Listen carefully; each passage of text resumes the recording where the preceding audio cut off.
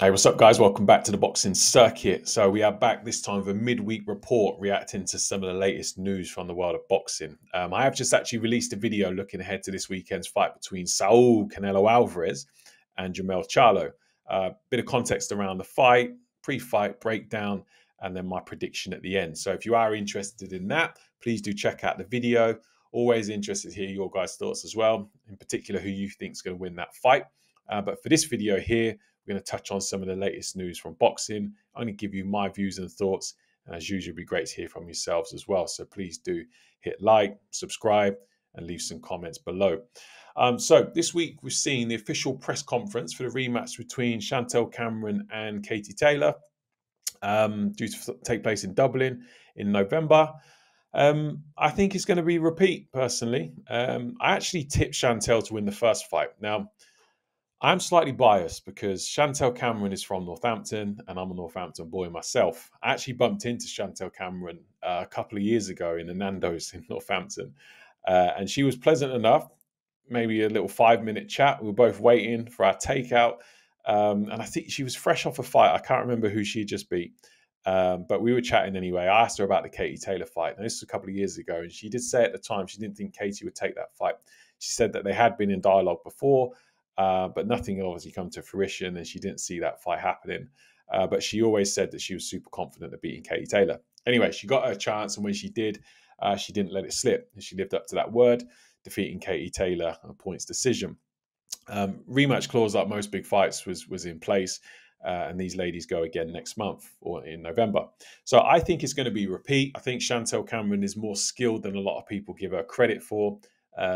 Maybe not necessarily give her credit for, but I just think her profile isn't obviously as big as someone like Katie Taylor, Amanda Serrano, some of the well-established female fighters. So she is obviously softly spoken, isn't necessarily in the public eye all the time. So perhaps people have been sleeping on Chantelle a little bit and aren't fully aware of how capable she is as a fighter. So as accomplished and as skilled and as experienced and as seasoned and as amazing as Katie Taylor is, I just think Chantelle Cameron will end up having a number. So I very much will be predicting a repeat in this fight.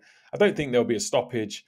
I think sometimes we find it's quite difficult in women's boxing to get those stoppages, just because those rounds are a minute less than the men's. So sometimes it doesn't leave adequate time for the women maybe to put those attacks together and set those traps in order to get those stoppages. So I think this will be a points decision. I think Chantelle Cameron will pick up the win. I'd like to see her go on. I actually would like to see if Sandy Ryan can get the Jessica McCaskill rematch and she can beat her. Now, as far as I'm concerned, you all saw my video, or for those of you who did see my video, I think that was a robbery, that one. Sandy Ryan definitely deserved that victory. Nonetheless, she didn't get it. It was a draw. So hopefully they can get a rematch. Now, if Sandy Ryan can pick up the win in the rematch, I'd actually like to see Sandy Ryan and Chantelle Cameron. Now, whether that's for Chantelle Cameron's titles or she drops down in weight to take on Sandy Ryan, I'm not quite sure, but I would love to see those two to go at it. And in fact, I think Chantelle Cameron would actually be jumping up in weight, because I think Sandy Ryan is the slightly heavier fighter. So that, for me, I would like to see next, if Chantelle Cameron is able to do the business against Katie and Sandy Ryan can get the rematch and beat Jessica McCaskill. Chantelle Cameron, obviously, of course, beat Jessica McCaskill when McCaskill stepped down in weight to challenge Cameron last year. So that'd be a great fight. In terms of what else we've got this weekend, so a couple of cards in the UK, both actually taking place on the same night. So Sky and Boxer have got a fight, or got a fight card at York Hall, taking place on Saturday. Caroline Dubois is the headline, whereas Matchroom and DAZN are going with a show in Wembley, headlined by Opetai against Jordan Thompson. Now, that is probably the more attractive out of the two fights, because after all, that is for a world title. Opetai's first defense of his world title since beating Bradus. So I think, really, I wanted to see Masterneck or Richard Riakporhe in this fight, but for whatever reason, both of those declined this fight. So Jordan Thompson gets the chance of a lifetime, as they say. I haven't seen too much of Jordan Thompson. I've seen a couple of these fights, and from what I have seen these fights, my only concern would be that he tends to, switch off in fights, whether that's lose focus or coast or becomes a bit complacent in the fights. And then, you definitely can't afford to do that at world level. So, like I say, I haven't seen bags of Jordan Thompson. He does look like a bit of a specimen, supreme athlete. But, Jai Opetai beating Bradis was a massive, massive win. And I think when someone wins a world title, I think there's a saying that they increase by 30%, when they become the champion or something like that, whether it's the work ethic or it's the belief in themselves, but they just go to the next level. And I think that Jai Opetai will go to the next level. I think it'll be too much for Thompson. And I actually predict a Opetai stoppage probably midway through the fight, maybe sort of in the third quarter of the fight. So somewhere between round 6 and 9, I think Opetai will get the job done. Caroline Dubois, she's taking on an opponent who's 22-6. You just want to see Caroline Dubois step up now, didn't you? I just think I would like it if Sky Box or whatever could put their hand in their pocket and get whoever the world champion is. I think when Boxer come on the scene with Sky Sports, they obviously did a job of signing up a lot of the Olympians. So yeah, Ben Whitaker, Caroline Dubois, Lauren Price, Karis Arkansas. There's a number of the Olympic Fraser Clark, number of the Olympic team that they did a number on in terms of selling them the dream and raising the profile using the Sky Machine. And I just feel like it's just not happening over at Boxer at the minute and Sky Sports. I'm not too sure why. I think the matchmaking is poor. And I think that's contributing to some of the lack of interest in the cards that they're putting on at the moment. And I think this is another example of it. So I think, Caroline will do what she needs to do this weekend. I'm sure she will pick up the win. Vidal Riley's on the card. I'm sure he will pick up the win as well. It's another one of those cards where it's just sort of like you're pretty much predicting the outcome. And I think that you're going to get 95% of the fights right. Callum Simpson is in an interesting fight. I know it's a sort of last-minute opponent, but it looks to be a better opponent than his original one. So I think he's an interesting talent, Callum Simpson, as I am looking forward to seeing him. Or not necessarily this fight, but just his career in general. Seems to have a little bit of swag, believes in himself, and I think he could make waves in the division. So I think watch this space on that one. So fairly low-key-ish cards taking place this weekend. Not necessarily the blockbuster fights that we've had recently, the Joe Joyce and Zhilei Zhang, Chris Eubank and Liam Smith a couple of weeks before. And who's next? Well, I was about to say Tyson Fury, but that's not a fight. So in terms of some of the fights that have been announced this week, I think you can't look any further than the Devin, Haney and Regis Prograis fight. Now, Regis is my guy. When he came to fight Josh Taylor a couple of years ago, he did loads of interviews before that, and you got to know Regis Prograis. He's a cool dude as well, but he's a dog in the ring, and I can't wait for this fight. I think props to Devin for taking it, props for Regis for taking it. Both guys didn't really need to take it, especially Devin. You would say that he's more the established fighter now in terms of profile. So he's stepping up now to challenge Regis for his title. And this is probably the hardest fight in that division outside of Teofimo Lopez for Devin Haney. So major props for taking this fight. I can't wait for it. And I actually think maybe 55-45. The Regis that fought in his last fight, if he shows up in this one, Devin beats him all day. Whereas Regis can find some of his form, especially the ones he had when he was in the World Boxing Super Series. It's going to be a tough fight for Devin because Regis can bang as well. So there is a blueprint for beating Regis. You only have to watch his last fight. And if Devin can deploy that, I think he can stand a very, very good chance of winning. He ain't stopping Regis. So the only way Devin's going to win, I think, is via a points decision.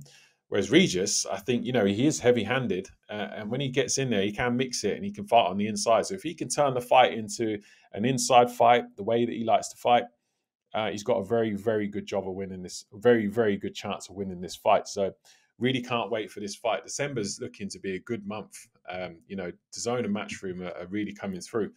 They've got the Sonny Edwards and Bam fight happening in December. Again, I know it's lower down the weights, but good characters. And what I like about that fight is you've got someone in Bam who's come in with bad intentions, and you've got someone in Sonny who's done a great job of negating power and really puts on a real boxing display, a boxing clinic. So, that's sort of like a Matador and Bull type fight. So looking forward to that one.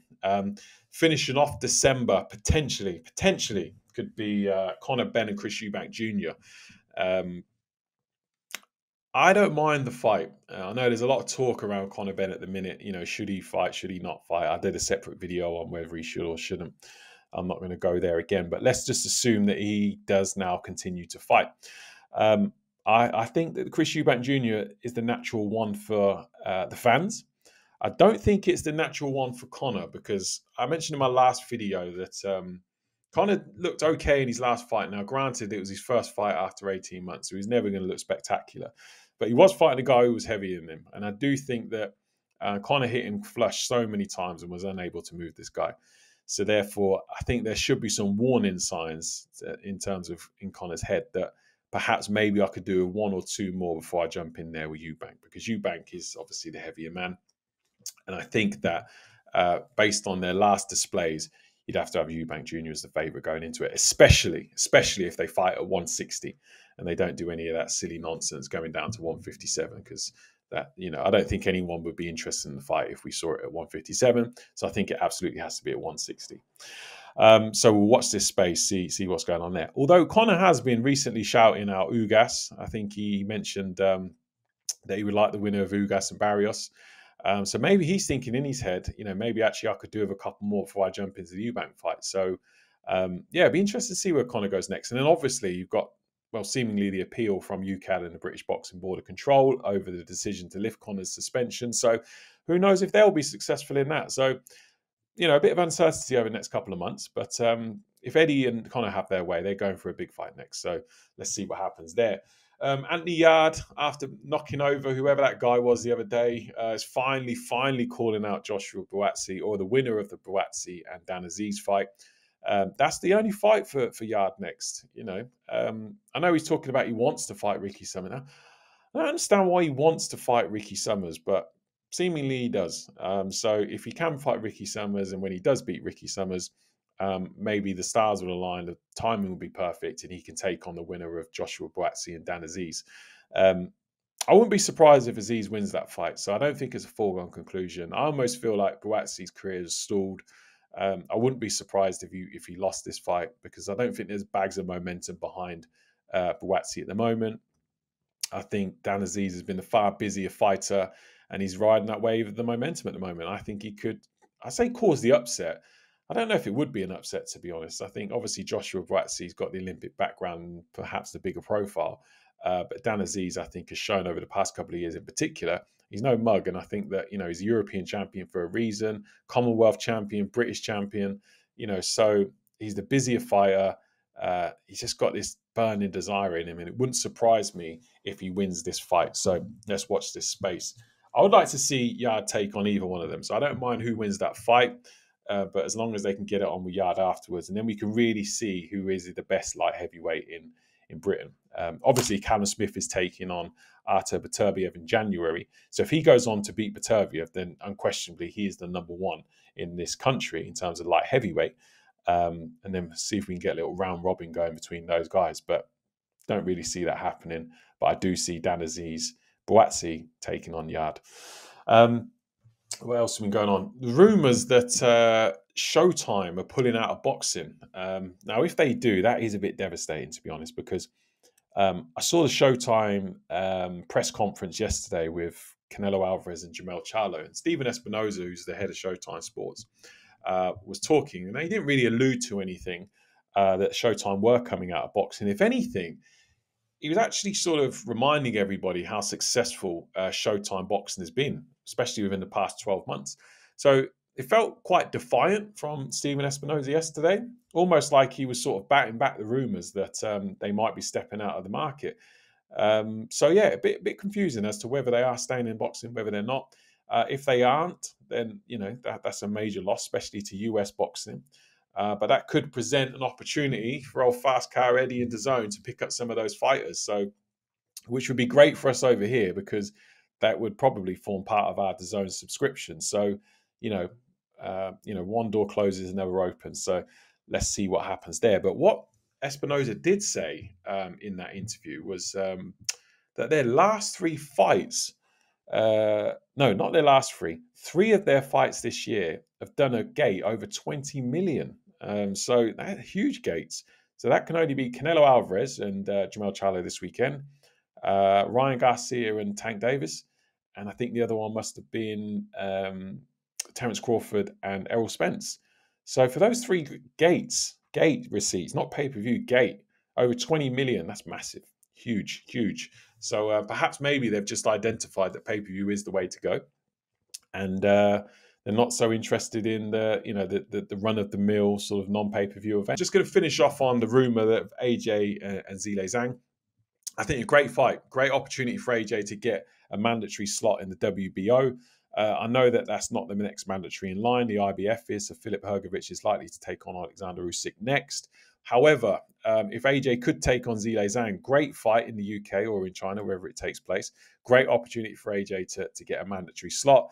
And I think a very winnable fight for AJ as well. If the AJ who fought Ruiz in the second fight takes on Zhang, I think he can easily outbox Zhang and get a points decision. So if he was to take on Zhilei Zhang, this isn't one of those fights where you're saying AJ needs to go out and make a statement. That's not what that fight is. That fight would be to gain the WBO interim world title belt, which catapults AJ back into the big time. So by any means necessary, that's what you got to do in that fight. So I would love to see that fight between AJ and Zhang, because I think it's a winnable fight for AJ, and it gets him right back to the top. So I'm going to call it there, because there's plenty that we've just gone through. Let me know what you think. Leave your comments in the section. Agree with anything I say, disagree with what I say. Great to hear from you guys as usual. I will respond to every single comment that comes through. So thanks again for watching, and I'll see you next time.